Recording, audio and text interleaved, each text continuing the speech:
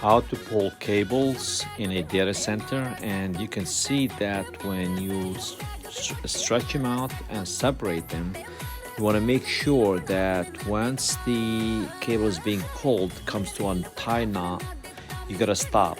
If you keep pulling, the cable will be stretched out, and the more you pull, eventually the cable will break off.